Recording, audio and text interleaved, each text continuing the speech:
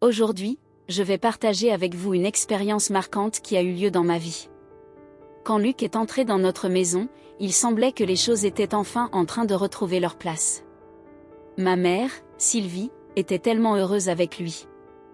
Je ne l'avais jamais vue aussi excitée, surtout après la mort de mon père. Elle était restée seule pendant si longtemps.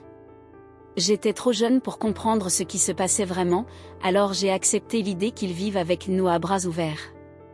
Nice semblait être la ville idéale pour recommencer, le soleil chaud, la brise de la mer. Mais quelque chose allait changer sans que je le sache. Je me souviens de la façon dont il m'a regardé quand il est entré dans la maison pour la première fois. Ce n'était pas le regard d'un homme qui rencontrait la fille de sa femme. C'était comme s'il m'observait d'une manière qui me mettait mal à l'aise, et je ne savais pas pourquoi. C'était subtil, mais la sensation était là, au fond de moi, comme une alerte. Il me regardait toujours d'une façon étrange. Parfois, on aurait dit qu'il m'examinait, comme s'il voulait me comprendre, mais d'une manière qui n'avait aucun sens. Et c'est ainsi, avec un simple regard, que j'ai commencé à percevoir que quelque chose n'allait pas. La première fois que j'ai ressenti ce frisson dans mon dos, c'était lorsque nous dînions tous ensemble sur la terrasse et il m'a touché à l'épaule. Au début, j'ai pensé que c'était un geste amical, quelque chose de commun entre amis ou en famille, mais ce toucher était différent. J'ai ressenti la pression de ses mains, et mon corps s'est tendu sans savoir comment réagir. C'était un moment tellement subtil, mais qui m'a complètement gênée, comme si c'était quelque chose qui allait au-delà de tout geste normal. Je voulais éloigner cette pensée de ma tête, mais elle ne disparaissait pas.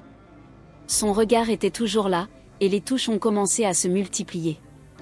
J'ai essayé de cacher ma réaction parce que ma mère était tellement heureuse.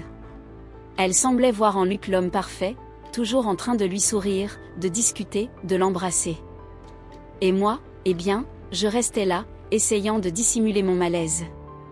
La dernière chose que je voulais, c'était faire en sorte que ma mère se sente coupable pour quelque chose que je ne comprenais même pas moi-même.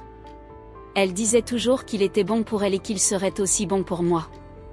Mais comment pouvait-il être bon pour moi si je ressentais déjà toute cette tension ?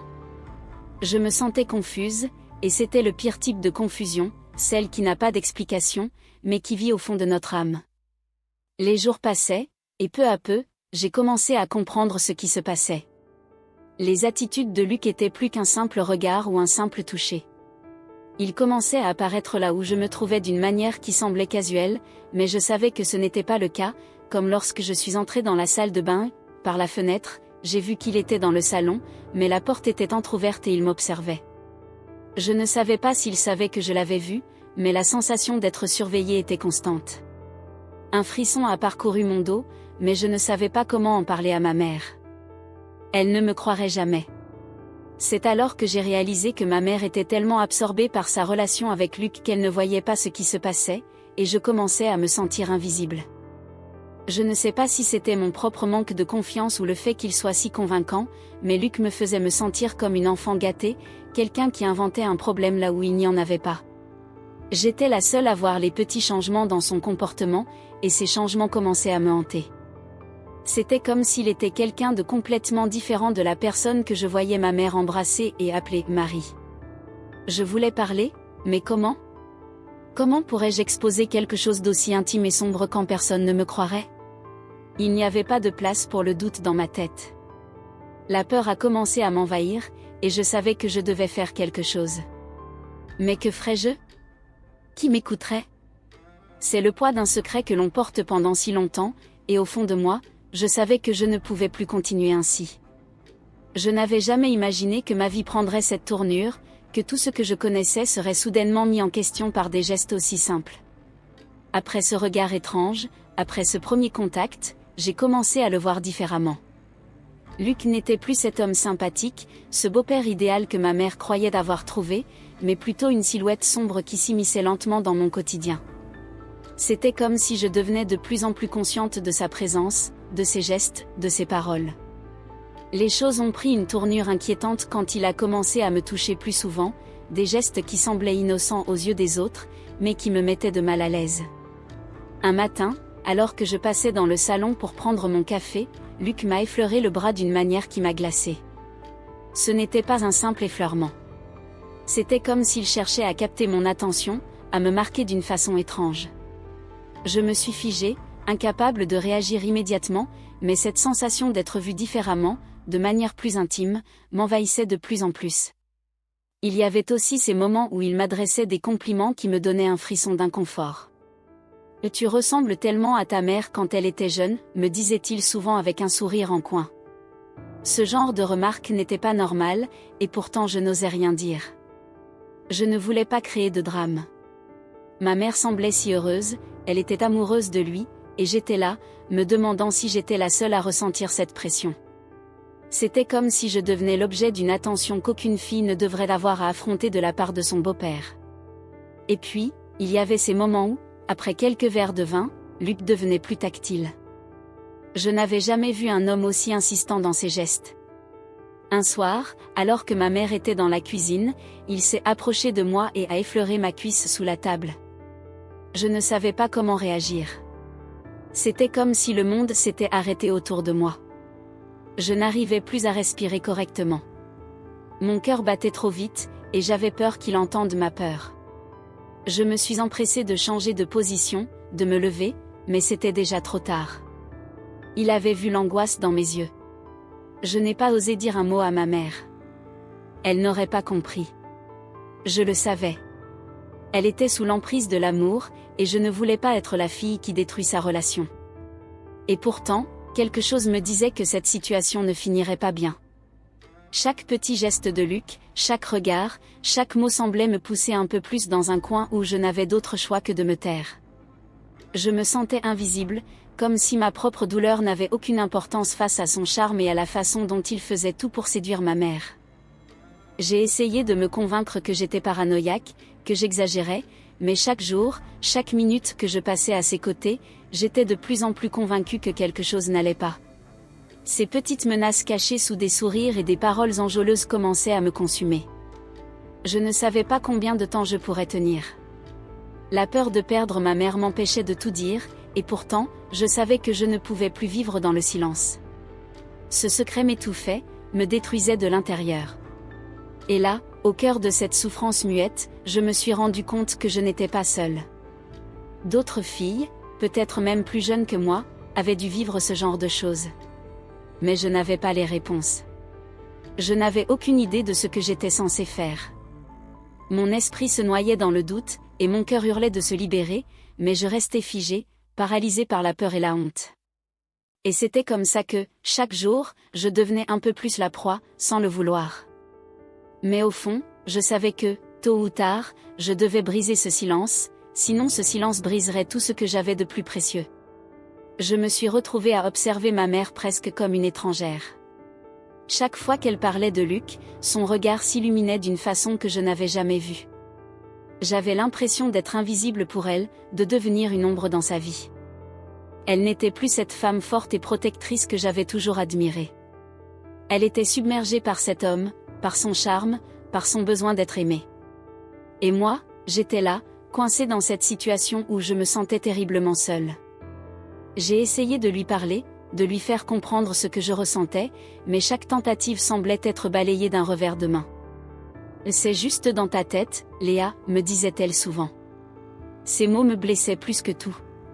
Comment pouvait-elle penser que j'inventais des choses ? C'était comme si elle n'était plus capable de me voir, de comprendre la fille qu'elle avait élevée. Elle était trop obnubilée par son bonheur pour voir la détresse dans mes yeux. Un soir, après un dîner, j'ai eu le courage d'aborder la situation, de lui dire que je me sentais mal à l'aise avec Luc. Mais au lieu de m'écouter, elle a simplement secoué la tête et m'a dit « Tu es trop sensible, Léa. » Ce n'est qu'un geste amical, rien de plus. Ces paroles étaient comme des coups de couteau dans mon cœur. J'avais l'impression qu'elle me rejetait, qu'elle préférait ignorer ma souffrance plutôt que de remettre en question l'homme qu'elle aimait. Je voulais crier, mais rien ne sortait de ma bouche. Comment lui expliquer que j'avais peur, que chaque geste de Luc me faisait sentir comme une proie ? Le plus douloureux, c'était de voir comment elle s'épanouissait à ses côtés, alors que moi, je me sentais étrangère à tout ça. Ses rires, ses éclats de bonheur, c'était comme un poison lent qui se glissait dans ma gorge à chaque sourire qu'elle lui offrait. Il ne semblait pas se passer un jour sans que Luc ne fasse quelque chose pour renforcer cette distance entre ma mère et moi. J'avais l'impression qu'il faisait tout pour me marginaliser, pour me faire sentir moins importante. Et chaque fois que je tentais d'en parler, ma mère me rejetait, me renvoyant à ma place, une place d'adolescente fragile, incapable de comprendre ce qui se passait dans sa vie. Je n'étais pas seulement en colère contre Luc, mais aussi contre ma mère, contre son aveuglement, contre son manque de soutien. Ce silence qu'elle m'offrait était plus cruel que n'importe quelle parole. Si elle avait vraiment vu ce que j'étais en train de vivre, elle aurait dû me protéger. Mais à la place, je me sentais comme une étrangère dans ma propre maison. Chaque repli de ma mère vers Luc était comme une porte qui se refermait lentement sur moi, une porte qu'il n'était pas question d'ouvrir, même si mes battements de cœur frappaient contre les murs de mon esprit. Et puis, il y avait ce sentiment d'impuissance qui me consumait. Je voulais tout briser, tout crier, mais je savais que je n'avais pas de voix. Même si je me suis souvent demandé si ma mère ne ressentait pas une part de culpabilité, quelque chose me disait qu'elle n'était pas prête à admettre ce qu'elle ne voulait pas voir. Elle préférait se blinder dans ses illusions, et moi, je me retrouvais seule dans mon combat, seule dans ce silence assourdissant qui semblait vouloir m'étouffer. Cette solitude était bien plus lourde que je ne l'avais jamais imaginée. Il y a eu des moments où je me suis sentie perdue. Parfois, j'avais envie de tout quitter, de fuir ce qui était devenu mon quotidien. Mais où aller? Qui pourrait me comprendre? Et même si je voulais tout détruire, je n'avais aucune idée de comment le faire. Je n'avais aucune certitude à part celle d'être piégée dans un rôle que je n'avais jamais demandé, celui de la fille qui regarde sa mère se perdre dans un amour aveugle tout en se sentant écrasée sous la pression du silence. Ce silence, c'était mon plus grand ennemi, plus lourd que toutes les paroles de Luc, plus cruel que les gestes qu'il me faisait. Et chaque fois que je tentais de le briser, je me heurtais à cette muraille de déni, de complicité et de peur. Et ma mère, elle ne voyait rien. Elle ne voyait que son propre bonheur, la promesse d'une vie tranquille, sans vagues. Et moi, j'étais là, à la dérive, sans savoir comment lui faire comprendre que j'étais en train de me noyer. Ce jour-là, tout a changé. Je me souviens précisément du moment où j'ai eu la confirmation de ce que je redoutais depuis des semaines. C'était un soir comme les autres, mais quelque chose dans l'air était différent. Ma mère m'avait invité à dîner comme si elle voulait me réconforter, me rassurer, mais je savais que ce n'était qu'une illusion. Quand Luc est arrivé, son sourire, ce sourire que je détestais tant, m'a glacée. Il m'a adressé un regard furtif, comme s'il savait qu'il avait déjà pris tout le contrôle, que je n'étais plus qu'une ombre dans cette maison. Puis, pendant le dîner, il a fait un geste. C'était un geste si anodin pour eux, mais tellement dérangeant pour moi.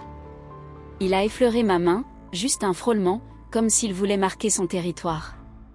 Mon cœur a raté un battement. J'ai voulu me lever, crier, mais je me suis figée. Il avait réussi à franchir la ligne. Le pire, c'est que ma mère n'a rien vu, rien ressenti. Elle riait, plaisantait, comme si tout allait bien, comme si ce moment était tout ce que nous devions être. Mais pour moi, il était la preuve irréfutable de ce qu'il était réellement. Je n'ai pas pu supporter plus longtemps. Je suis allée dans ma chambre, le souffle court, les larmes aux yeux. Ma mère ne voyait rien. Elle ne voyait pas que j'étais en train de m'effondrer. Elle ne comprenait pas que je n'étais pas simplement une fille jalouse. Non, j'étais en train de vivre un véritable cauchemar. Je me suis assise sur mon lit, la tête dans les mains, essayant de comprendre pourquoi elle me laissait seule face à ça. Pourquoi ne m'a-t-elle jamais défendue? Pourquoi se laissait-elle manipuler de la sorte? C'est à ce moment-là que j'ai pris une décision qui m'a déchirée, mais que je savais être la seule issue possible. J'avais besoin de fuir, de m'échapper de cette maison, de cet enfer que j'étais en train de vivre. Mais comment fuir?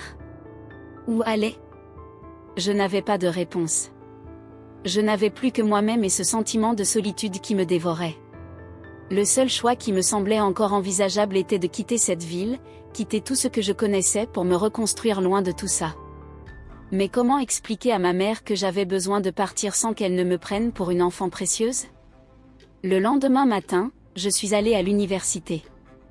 Mon esprit était ailleurs, complètement ailleurs. Je pensais à la fuite, à l'idée de tout laisser derrière moi, mais je savais que ce n'était pas aussi simple. Tout à coup, j'ai eu cette pensée étrange. Si je partais, si je fuyais, est-ce que j'allais m'éloigner définitivement de ma mère? Est-ce que tout serait perdu entre nous? Cette pensée m'a paralysée. Je savais que je l'aimais, mais à quel prix? Combien de temps encore pourrais-je la supporter, elle et son aveuglement face à ce qui se passait sous ses yeux? Je me sentais étouffée, piégée dans une vie qui n'était plus la mienne. La fuite ne semblait plus être une solution. Elle était devenue un fantasme, un échappatoire que je m'étais fabriqué dans mon esprit. Mais chaque minute qui passait, chaque regard que Luc me lançait me rappelait que cette fuite était devenue inévitable. Je n'avais plus le choix. Soit je restais et je me détruisais à petit feu, soit je partais et je risquais de perdre tout ce que j'avais aimé. Je n'étais plus sûre de rien, si ce n'est que chaque seconde qui passait me rapprochait un peu plus de ma propre fin. Je n'ai rien dit à ma mère. Je ne pouvais pas lui parler, pas maintenant. Mais l'idée de m'en aller m'obsédait. Chaque jour, je trouvais de plus en plus difficile de supporter la façade qu'elle essayait de maintenir. Cette vie que nous menions ensemble était un leurre. Je me sentais comme un imposteur vivant dans une maison qui n'était plus la mienne, entouré par des gens qui ne me comprenaient pas, ou pire, qui ne voulaient pas me comprendre. Le soir, je suis retournée dans ma chambre. Cette fois, je n'ai pas pleuré. J'étais épuisée, mais je savais que je devais agir. Le moment était venu. J'avais besoin de cette fuite, de ce soulagement. Et même si tout me disait que c'était une erreur, que je perdais tout, je savais au fond de moi que c'était la seule chose que je pouvais faire pour me sauver, la seule chose qui me restait. J'avais l'impression d'être en train de m'échapper non seulement de la maison, mais aussi de cette vie que j'avais vécue pendant si longtemps. Je n'étais plus la fille qu'il croyait connaître. J'étais devenue quelqu'un d'autre, quelqu'un qui devait fuir pour survivre. Je n'aurais jamais cru que ce jour viendrait. Après tout ce temps à me cacher dans mon propre silence, je savais qu'une confrontation était inévitable. Mais j'étais loin de m'imaginer que ce serait aussi intense, aussi bouleversant. Je m'étais préparée à fuir encore, à m'échapper dans un autre coin du monde, loin de tout ça, mais le destin en avait décidé autrement. Ce jour-là, tout s'est écroulé. J'étais dans la cuisine, seule. Il était là, dans le salon, comme d'habitude, avec sa façon de me regarder, comme s'il savait que je savais. Je n'ai jamais compris ce regard, ce mélange de défi et de mépris. Et puis, il y a eu ce bruit, un bruit lourd, métallique, venant du bureau. Je n'ai pas réfléchi. J'ai juste réagi. J'ai foncé vers la pièce, comme si quelque chose me poussait. C'était comme si tout l'air autour de moi était devenu lourd. Chaque seconde me semblait une éternité. Quand je suis entrée dans le bureau, j'ai vu une pile de papier, en dessous, une enveloppe. L'enveloppe, je l'ai attrapée. Mes mains tremblaient en la dépliant. C'était comme si j'avais ouvert la porte de mon propre enfer. À l'intérieur, il y avait des photos, des documents, des preuves. Des preuves que tout ce que j'avais cru, tout ce que j'avais ressenti n'était pas une simple paranoïa. Il y avait là des preuves que Luc était exactement ce que je pensais, un homme manipulant tout autour de lui, contrôlant chaque aspect de nos vies. Et ma mère n'avait jamais rien vu, rien. Je suis restée là, les mains crispées sur les papiers, le cœur battant la chamade. C'était comme si je voyais tout pour la première fois, une claque, une vérité trop dure à accepter. Je suis retournée dans le salon, essayant de maîtriser mes émotions. Il ne fallait pas qu'il sache, pas encore. Mais tout en moi me criait de le confronter, de l'accuser, de tout lui jeter à la figure. Mais je savais aussi que ce moment serait décisif. Ce n'était plus seulement une question de moi et de lui, c'était ma mère, ma famille, ma vie qui était en jeu. Si je le confrontais maintenant, tout risquait de s'effondrer. Mais comment garder le silence plus longtemps? Comment vivre avec ce fardeau sur mes épaules? Je me sentais comme une trahie, mais plus encore comme une prisonnière de mon propre silence. J'ai pris une profonde inspiration et suis allée m'asseoir dans le canapé. Il ne me regardait même pas, absorbé par une série à la télévision. C'était comme s'il savait que quelque chose allait se passer, mais il n'en avait aucune idée. Il n'a pas réagi quand je me suis levée, ni quand je suis allée dans la chambre de ma mère chercher son téléphone. Il n'avait pas idée que la fin était proche, que tout allait éclater.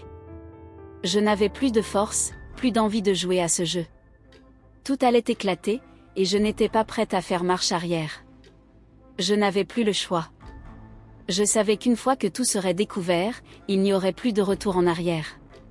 Ma mère allait tout perdre. Elle allait perdre l'homme qu'elle croyait être, la personne qu'il n'était pas. Et moi je risquais de perdre tout ce que j'avais encore d'espoir. Le silence que j'avais gardé si longtemps allait se transformer en un hurlement de vérité. Et pourtant, malgré tout cela, j'étais prête, parce que je savais que c'était la seule option qui me restait, la seule manière de me libérer, même si cela voulait dire détruire tout ce que j'avais connu. Je suis retournée dans le salon, les papiers en main. J'ai regardé Luc dans les yeux, et dans cet instant, tout a changé. Il a souri, comme s'il avait vu la peur dans mes yeux. Mais il ne savait pas que cette peur, c'était la mienne, mais aussi celle de toute ma famille. Ce sourire qu'il m'a lancé, il m'a dégoûté, mais il m'a aussi poussé à faire ce que je savais être inévitable. Je n'ai pas attendu plus longtemps. J'ai balancé l'épreuve devant lui. La vérité était là, devant lui, inévitable, et je savais qu'il ne pourrait plus jamais revenir en arrière. Je n'avais plus de mots.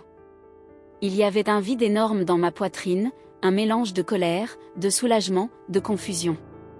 Je savais que tout avait changé à partir de ce moment-là. Mais maintenant, je veux savoir ce que vous en pensez, parce qu'au fond, tout ce que j'ai vécu, tout ce que j'ai ressenti, c'est aussi quelque chose que beaucoup de gens traversent, peut-être même vous. Alors, je vous pose la question, qu'auriez-vous fait à ma place? Qu'est-ce qui vous aurait poussé à agir ou à ne pas agir? Vous auriez confronté la personne tout de suite ou vous auriez attendu un autre moment pour dévoiler la vérité? Je suis curieuse de connaître votre avis.